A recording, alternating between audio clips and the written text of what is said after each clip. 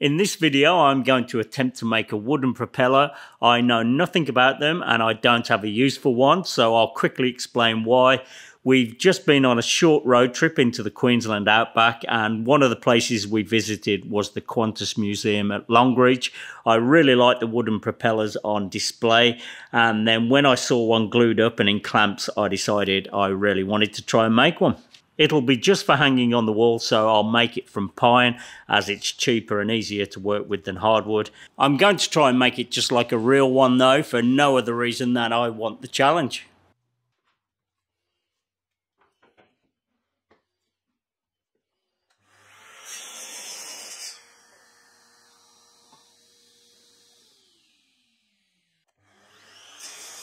The pieces will be glued and layered on top of each other to form a joint. There'll be 6 layers and each layer will be made up of one longer piece and 2 shorter pieces. And the shorter pieces need one end cutting off at 30 degrees.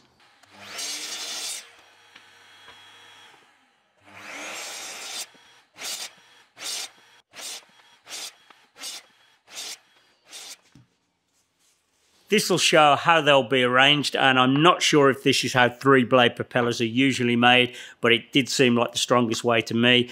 Propellers are made with laminations though, and that would be for strength. I'm just not 100% sure about the 3-blade arrangement.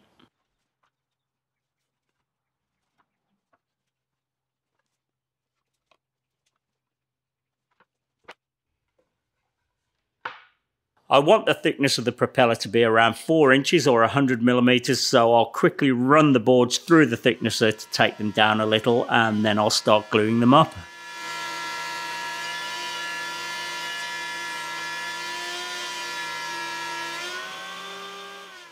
I'm using Type Bond 3 to give me a little more time to work with.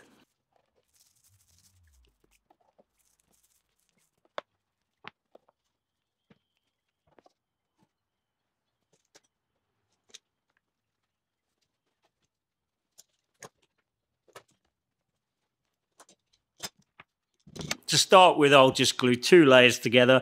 I'll then let them set for about 40 minutes or so and then glue on 1 layer at a time until they're all done. The joint may look weak at the moment, but as the layers are added, it will get very strong.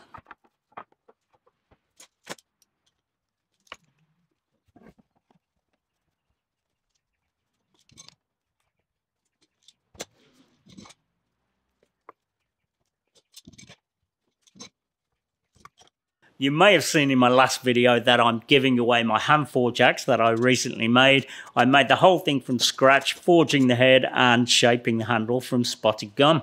To enter, simply click the link in the description below, and not only could you win the axe, you'll also be entered to 5 of the clamps that I recently made, a Ayacucho 9.5-inch dovetail razor saw and some Pask Makes merch. There's not much time left, so if you'd like to enter, you should do that right now by clicking the link in the description. And as always, thanks for your support. I let that set overnight, so now I can start making it look like a propeller. First, I'll mark a center line down each of the boards. I did 2 of them, and then I made a couple of crude compasses. The first compass, I made a mark so far along each of the center lines. And then I made a longer compass the exact distance across those 2 marks, and then using that I found the exact center of the last blade. I did already do this earlier, so I'm reenacting it now as I thought it was worth showing. Now I can use those center lines to line up some templates that I made and printed out. I took some old templates from the internet that looked like they were from an old book. I used those as a starting point and modified them to suit the proportions of my propeller. You can't see that well, but I did add a faint angle grid on the template to help line it up while piecing it together.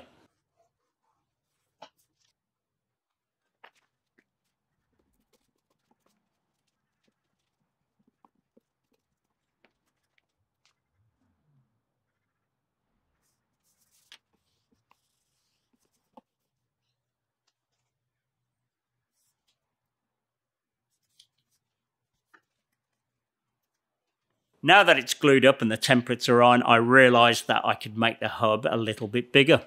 Now for the scary part, making the first cuts. The propeller is pretty heavy and it's awkward, so I wasn't super confident about this. It wasn't the easiest task, but it worked out okay, and I was glad when it was done.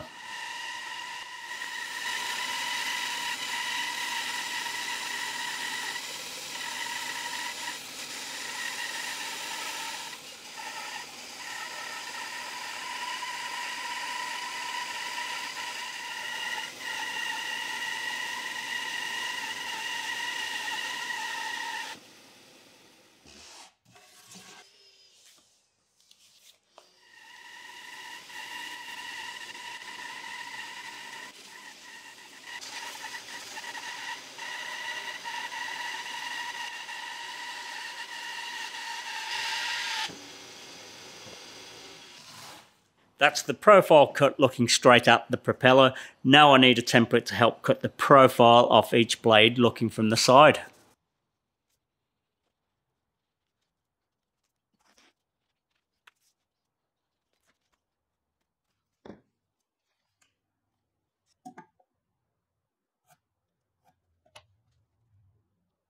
I'm lining up the center glue joint with the center line on the template.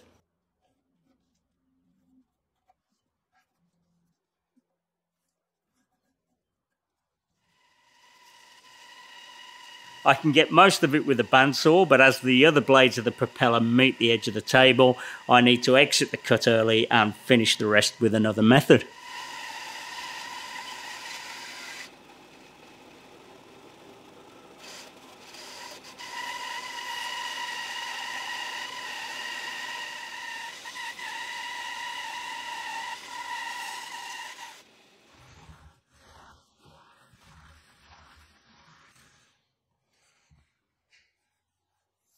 I'll make a series of cuts, then remove the waste with a chisel. I could do a lot of the shaping on this project with power carving. I have plenty of tools to do that, but it would be really easy to go too far too fast and make a mistake. So instead I'm going to shape it with hand tools, which I find more enjoyable anyway.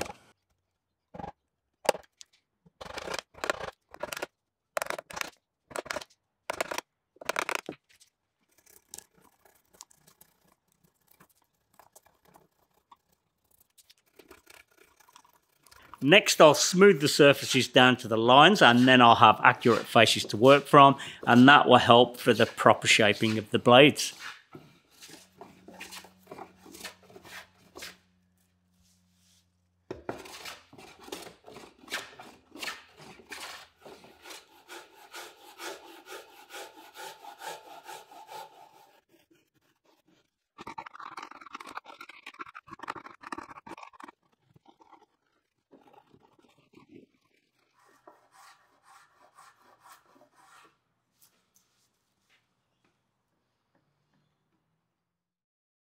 Next, I need to drill a center hole all the way through so I have a center mark to work off on the other side, and also I'll mark out the bolt pattern now. The drill bit was clogging up, it was a bit of a pain and I had to keep clearing it, and I also decided to drill the bolt pattern later on.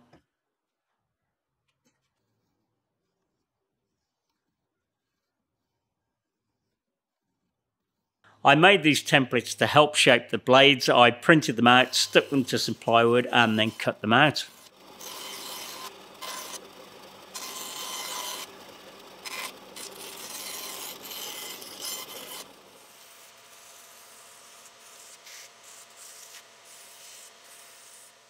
Each template has a position along the blade, and with this stick I can transfer the increments onto the blade.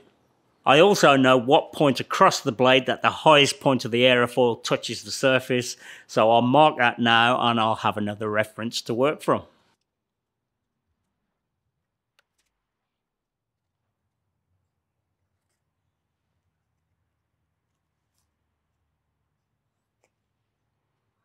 And I can also mark those furthest points on the sides. I'll just rough in the transition from the hub to the blade, and then I can start the real shaping. I tried researching how to make a propeller by hand, but I found nothing other than old templates. They were helpful, but they didn't show how to apply it to the actual workpiece, but I think this should work.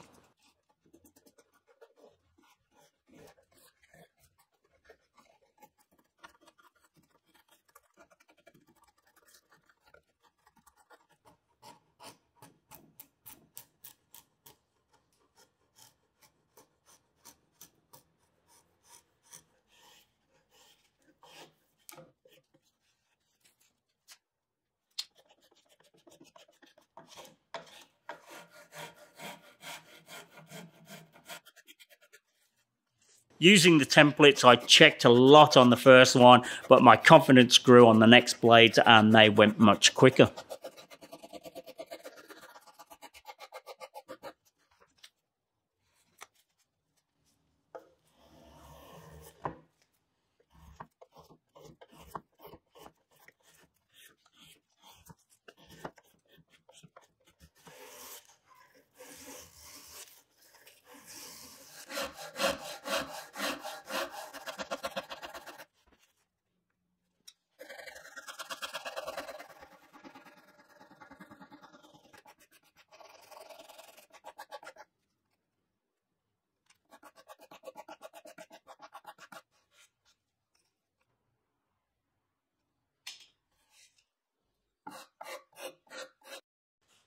Once I got them in the ballpark, I started marking the high spots and fine-tuning the fit.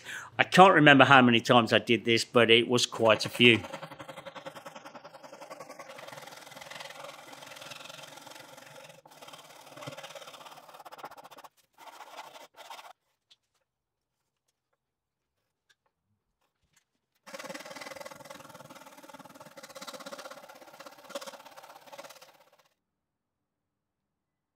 That's not too bad. I've left the reference marks on the top and the whole thing still needs sanding back to smooth out any humps and bumps. Now I'll shape the opposite side, and this side is a little different. Most of the blade is flat, unlike the first side, and when I say flat I mean across the blade, but there is a twist running through the length of it.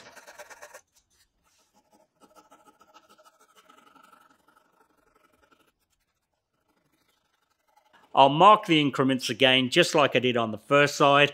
The blade near the hub will be curved as it transitions into the more flat section, so I need to add marks for that.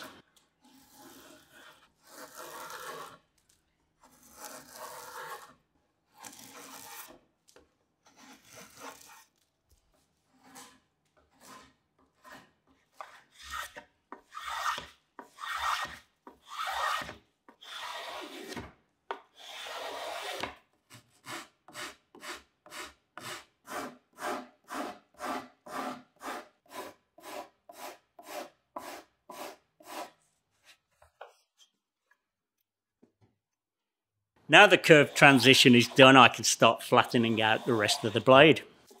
I did that by checking the angle at each increment with a digital gauge, and as I went further down the blade, the angle became less, making the twist.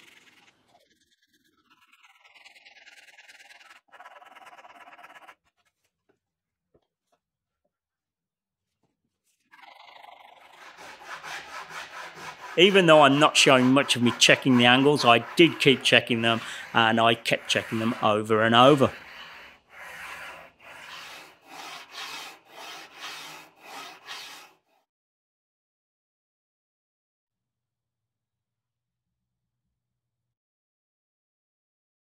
That's one done. Now for the others. I won't show too much of that though, and I can move on to the next stage, which is refining the hub and working on the transition into the blades.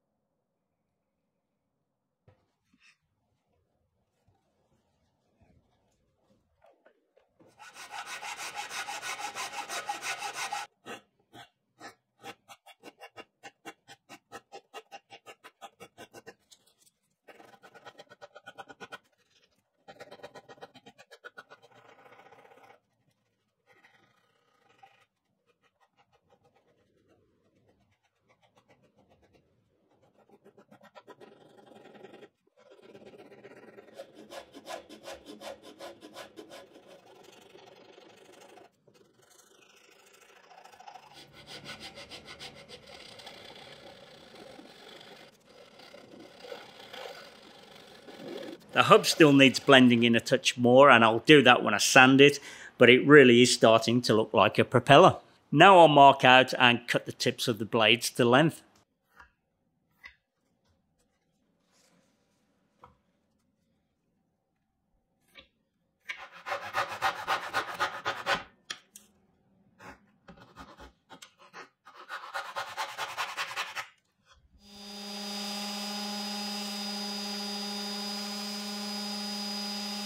That's the whole thing shaped, so now I'll start sanding it smooth, and there was a lot of it. I'm feeling it and looking from every angle, blending in any slight humps and leaving it smooth with the curves flowing.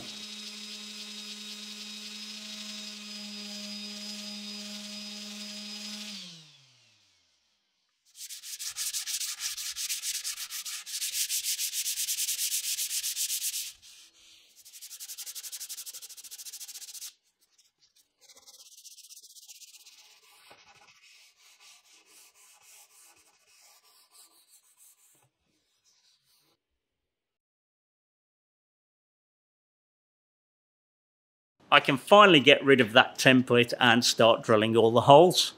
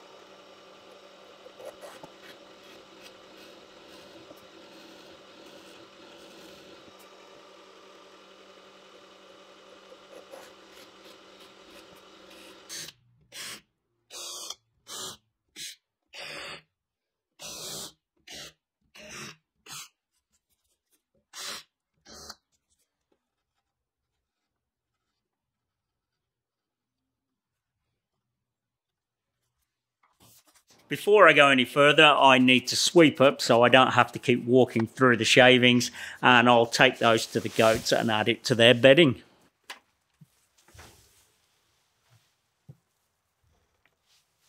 The propeller is just for display, so I could stop now and put some finish on it, but I reckon it's only a propeller if it's balanced, and I wanted the challenge of making the real thing, so this is how I balanced it.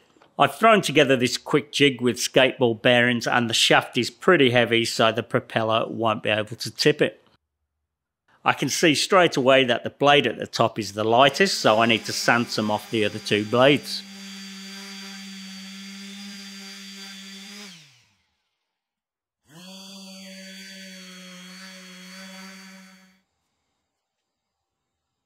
I did this quite a few times, and in the end I worked on one blade at a time and I sanded it in place.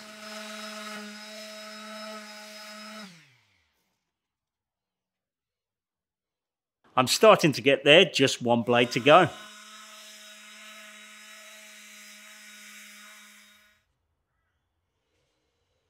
And there it is, a balanced propeller. It stays in any position, and when I spin it, it comes to a nice stop.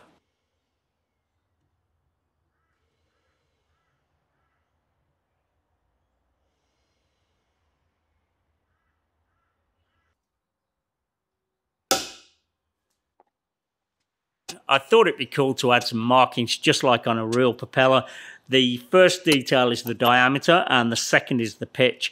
I'm not 100% sure that's correct, but I found a formula to work that out, and if it's wrong, it doesn't really matter anyway. For the finish, I'm using water-based varnish so I can quickly build up the coats.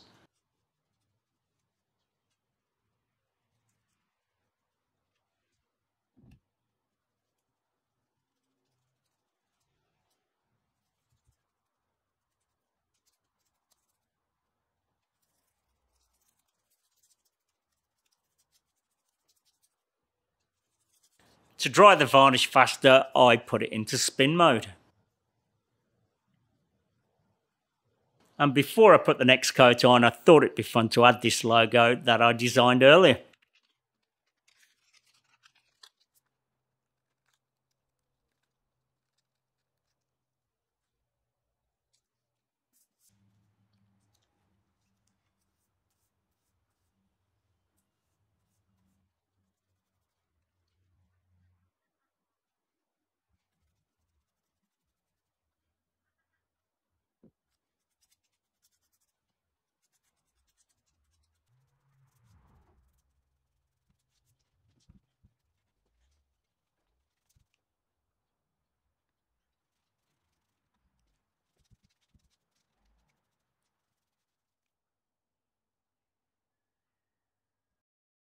I asked the question on Instagram whether I should paint the tips of the blades, and the verdict was a definite yes, so that's what I'm doing.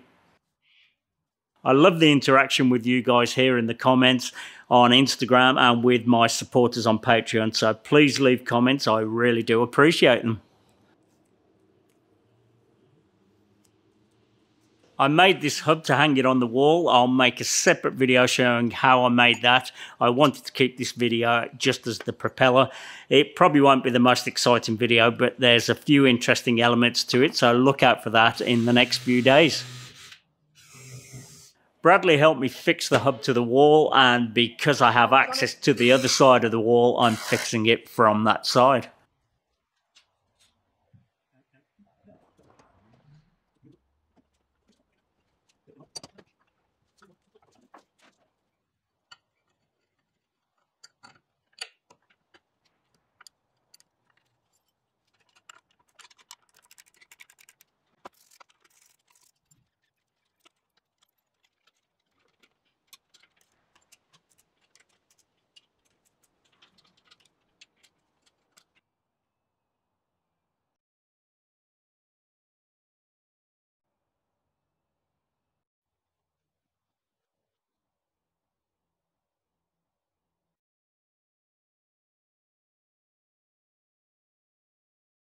That was one of the most fun projects I've done, and I reckon it turned out amazing. I even think if it wasn't made of pine that it could actually fly a plane, but I may be getting carried away. Anyway, I love it just on the wall. Tell me what you would have done with it. Don't forget to check out the giveaway. Hopefully you enjoyed the video. If you did, please like and subscribe. Thanks for watching, and I'll see you on the next one.